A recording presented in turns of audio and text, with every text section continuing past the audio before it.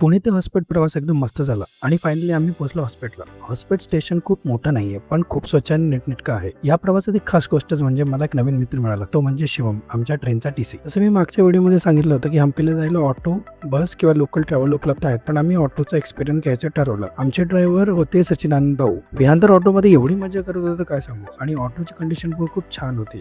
माझी ब्लॉगिंग बघून विहान पण बोलायला लागला आणि माझी ऍक्टिंग पण मिमिक करायला लागला. खरंच छोटा कंटेंट क्रिएटर तयार होतो की काय असंच वाटायला लागेल. दुपार झाली म्हणून आम्ही जेवायला थांबलो आणि तिथे सरप्राईज म्हणजे माझ्या चॅनलचे फॉलोअर्स मला भेटले. त्यांना भेटून खूप छान वाटलं आणि जेवणही खूप छान होतं. पहिल्यानंतर आम्ही पुढे निघालो आणि पोहोचलो ते कृपाराम वाटिकेला, जी विजयनगर साम्राज्याच्या काळात ही वास्तू पाणी साठवण्यासाठी वापरली जातात. खाली जाण्यासाठी सुंदर स्टेप्स आहेत आणि हे बांधकाम आजही मजबूत स्थितीमध्ये आहे. पुढे तिथून आम्ही निघालो विजयनगर म्हणजेच हम्पीकडे. वातावरण आणि रस्ते एवढे सुंदर होते, सिनरी एवढी छान होती की मन अगदी प्रसन्न झालं होतं. प्रत्येक वळणावर दिसणारे ऐतिहासिक अवशेष, शांत वातावरण आणि नैसर्गिक सौंदर्य यामुळे प्रवास अजूनच खास बनतो. सिनानंद भाऊने आम्हाला खूप छान प्रकारे हॉस्पिटलवरून हम्पीला आणलं आणि हम्पीचं वातावरण एवढं सुंदर आणि शांत होतं की माझा मोह आवरलाच गेला नाही. अजिबात आराम न करता मी लगेच शूटला सुरुवात केली आणि हम्पी एक्सप्लोर करायला निघालो. हम्पीची इतिहास ठिकाणं पाहण्यासाठी पुढच्या व्हिडिओसाठी नक्की वेट करा.